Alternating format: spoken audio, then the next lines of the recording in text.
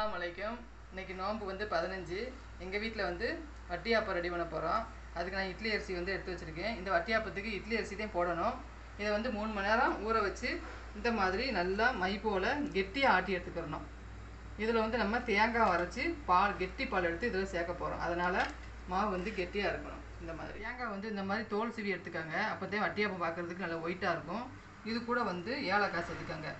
பெரிய ஏலக்காய் இருந்தால் ஒரு 4 ஏலக்காய், சின்ன ஏலக்காய் இருந்தால் இத்தனை சேர்த்துருக்கேன். இதையும் சேர்த்து நல்லா மை போல் அரைச்சி பாலை வந்து கெட்டியாக நம்ம எடுத்து வச்சுக்கலாம்.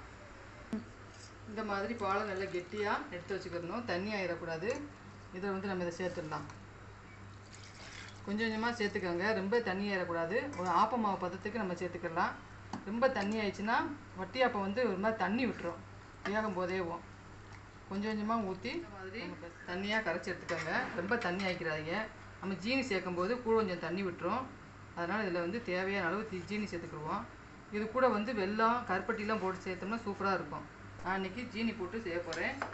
ஜீனி தேவையான அளவு ஜீனி போட்டுட்டு தேவையான அளவு கொஞ்சோண்டு உப்பு போட்டால் போதும். டேஸ்ட்டுக்காண்டி நம்ம இனிப்பு செய்கிறதுனால லைட்டாக உப்பு தேவையான அளவு கொஞ்சோண்டு உப்பு போட்டு அப்போத்தையும் கொஞ்சம் இனிப்பு டேஸ்ட்டு வந்து அதிகமாக கூட்டி காமிக்கும்.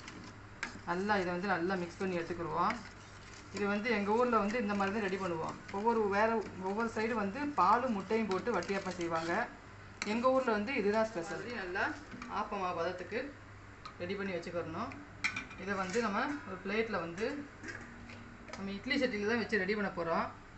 உங்கள் இட்லி சட்டியில் வந்து எந்த தட்டு வந்து செட் ஆகுதோ அந்த தட்டில் நல்லா எண்ணெயோ இல்லை நெய் எல்லாம் ஏதாவது விட்டு நல்லா அப்ளை பண்ணிக்கோங்க.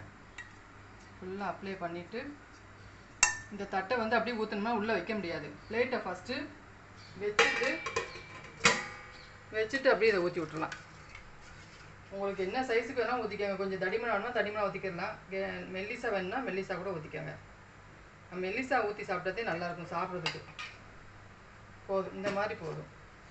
இது ஒரு 2-3 நிமிஷம் வெந்துடும். இது வேகட்டும். வெந்துருச்சாமப்போ ஒரு 3 நிமிஷம் ஆச்சு.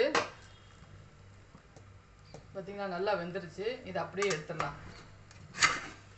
வந்து உடனே எடுக்க முடியாது, வராது, எடுக்கிறதுக்கு வராது. கொஞ்சம் நேரம் ஆறணும். இல்லாட்டி லைட்டாக தண்ணியில் வச்சு விட்டோம்னா அப்படியே தன்னாலே வளர்ந்துடும்.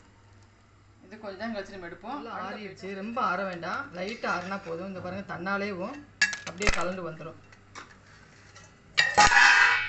பார்த்தீங்களா எவ்வளோ சாஃப்டாக இருக்குன்ட்டு. நம்ம இதை வந்து குட்டி குட்டியாக கட் பண்ணி எடுத்துக்கலாம்.